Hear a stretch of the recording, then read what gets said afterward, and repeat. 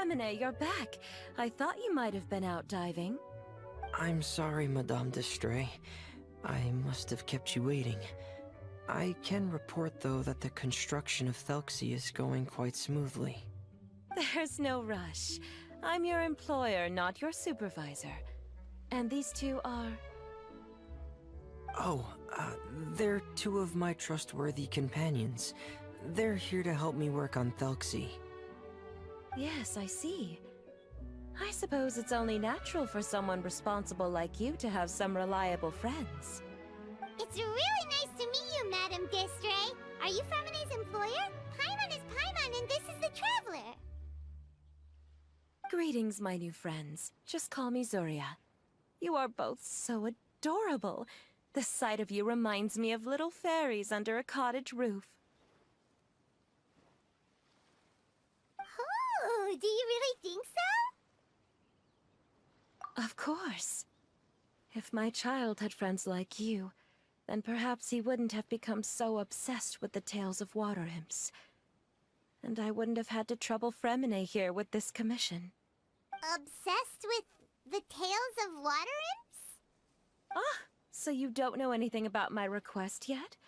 I would have thought Freminet had explained it to you already. Well, Freminet told us that it was a private matter, so he didn't want to just share it willy-nilly. I see. So Monsieur Freminet is even more discreet than I had thought. As you are assisting him with the project, I believe it'll be beneficial for you to learn more about its vision and history. But it would be quite impolite of me to simply pile all of my troubles on you without your permission. So, would you like to listen to my story? Sure, you can tell us anything. You've already said nice things about us, so we'll try our best to help you get through your troubles. Ah, what a lovely little fairy. Then let me think of a way to put my situation into words. I'm sure you're already familiar with the tale of the Water Imps, right? Simply put, parents came up with a story, painting Water Imps as scary abductors in an effort to convince their children to stay away from the water.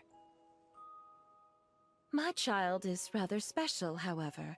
While most other children are terrified of Thelxie, he's infatuated with him. Infatuated? With a Water Imp? What a brave soul. Yes, he told me that he thought the Water Imp might have just been misunderstood. In his mind, instead of singing to abduct children, the Water Imp actually sang out of a longing for companionship. As a result, he often goes near the water in secret. Huh. So he wanted to become friends with the Water Imp so it wouldn't be lonely any longer? What a unique way of thinking. Thank you, little Paimon. He indeed has always stood out from the crowd. He was actually diagnosed with Lonliness syndrome when he was only 8 years old. It's a type of mental disorder. Those affected by it often feel extremely lonely and lose interest in many mundane activities. The syndrome is probably what made him so determined to become friends with the Water Imp. Oh no. Is it a very serious disorder?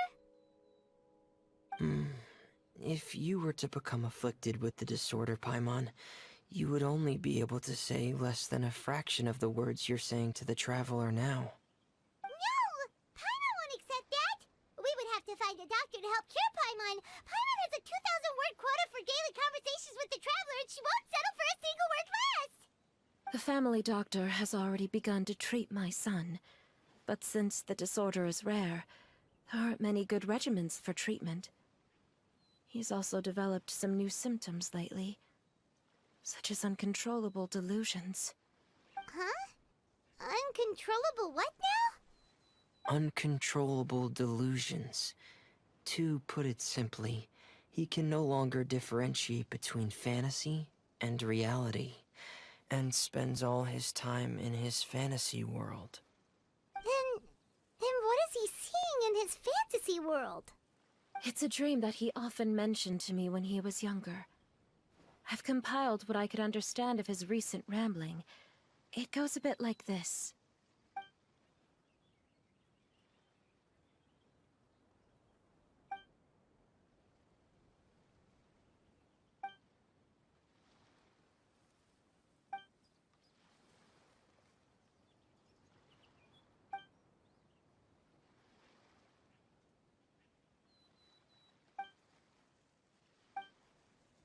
Amazing! Your son came up with all of this? He really crafted a lovely fairy tale world for Thelxie. It's like a beautiful dream. But perhaps no beautiful dream can ever last long. You see, the story ended with a twist.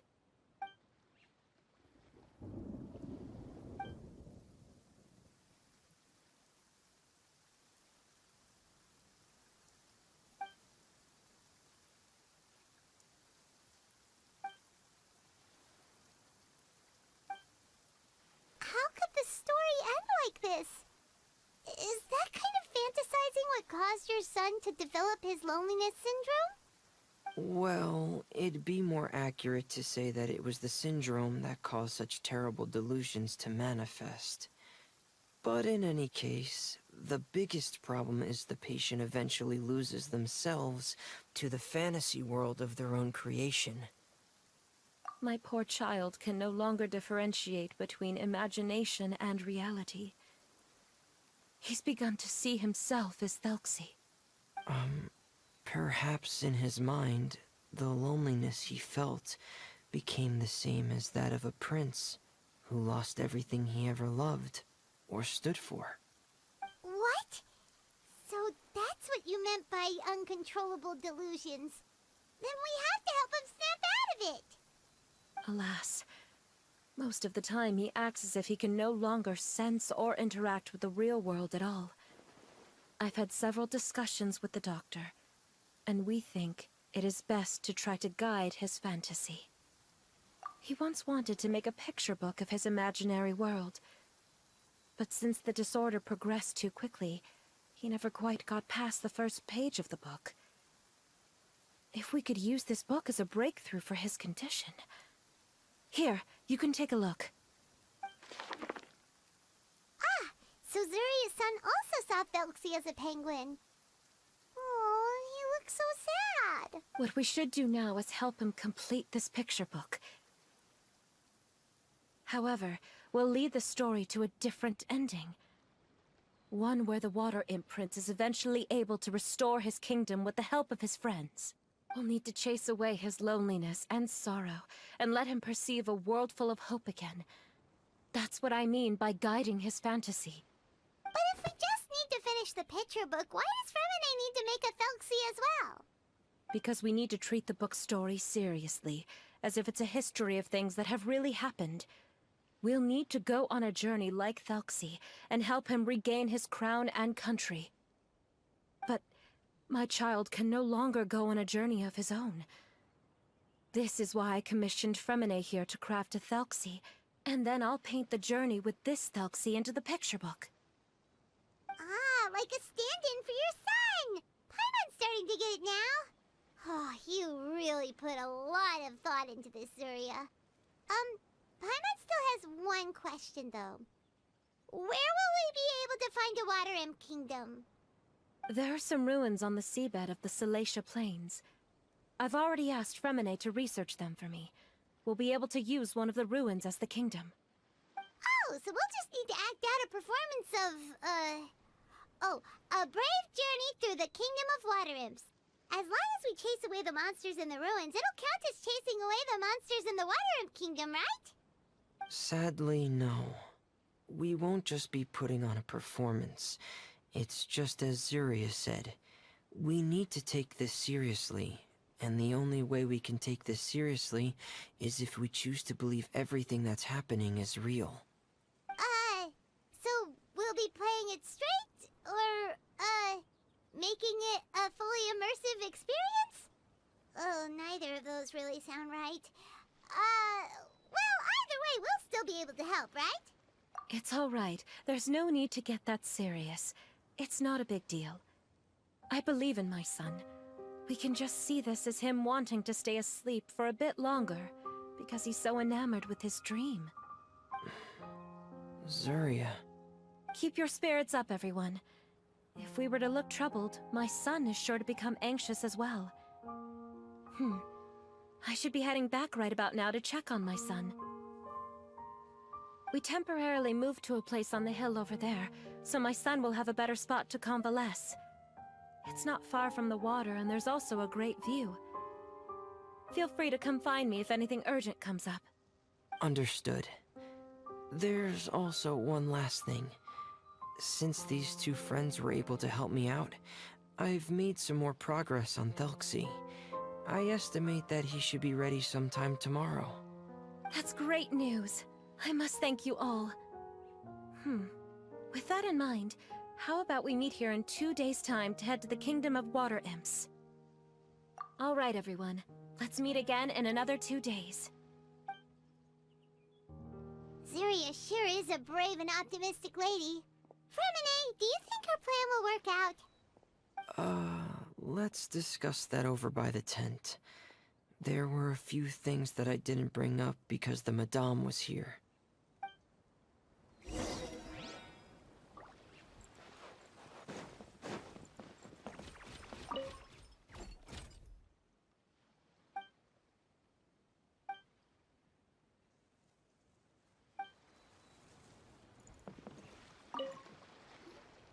What is it, Freminet? What did you want to say? If you don't mind me asking, I would like the two of you to mentally prepare yourselves. This is the first time that you've met anyone with the syndrome, right? I know you two are both really strong and will do everything you can to help the child. But with the syndrome being the way it is, if things don't quite turn out as we wish, I hope you'll be able to accept the outcome and not put too much blame on yourselves. Freminet, why do you bring this up all of a sudden?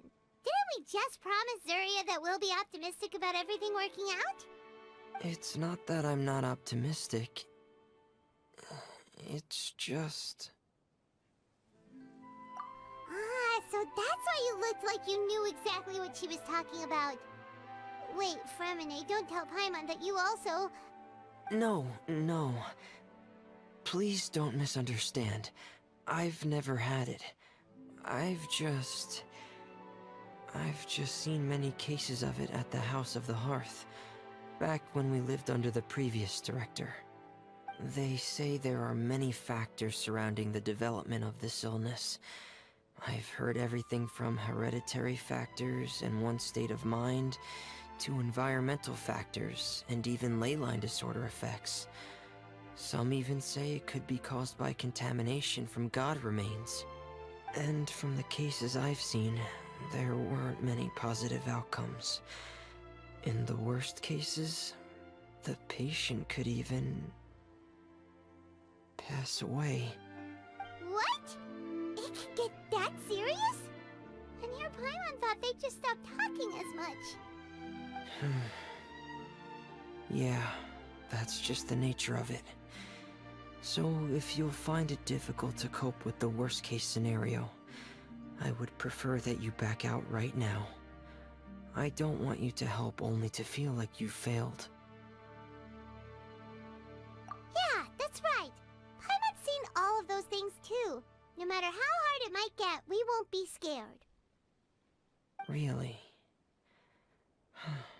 Then in that case, let's see this real-life fantasy adventure together to the end. Yeah! But Paimon has a question. If this illness can really be as bad as you've described, then do you really think Zuria's method will be able to help? After all, we'll just be using a toy as Thelxie and some ruins as the Kingdom of Water Imps. The whole adventure will only be turned into a picture book for her son to read. Well, I think it should be able to do something. To harbor a fantasy means that the child wants to save himself somehow. The only reason he's allowed his dream kingdom to fall is because he's lost control of his heart. But if we can help him regain control and escape from the darkness, we'll be able to change his world. Like helping someone who's lost their voice be able to speak again. Oh, Paimon sees what you're saying now. Huh. How do you understand all of this so well, Freminet? Well, Maybe because I have also had many of my own dreams in the past. I even had my own fairy tale world, much like that boy's. I was able to draw a lot of support from it, so I believe in the power of fantasy worlds. So you remembered. What Penguin Town? Why doesn't Paimon remember? Is that also a fairy tale world? Don't leave Paimon in the dark!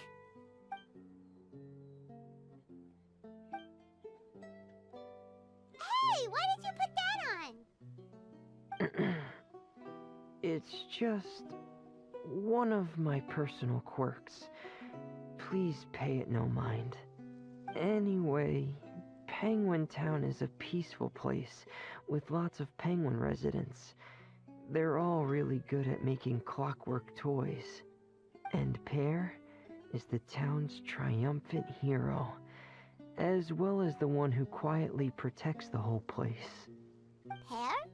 But didn't you make Pear yourself? Well, I often think that Pear only came to me because he realized how much I needed him. So it's not so much that I made Pear, as Pear chose me as his friend. Freminet, are you sure you're not losing control of your fantasies as well?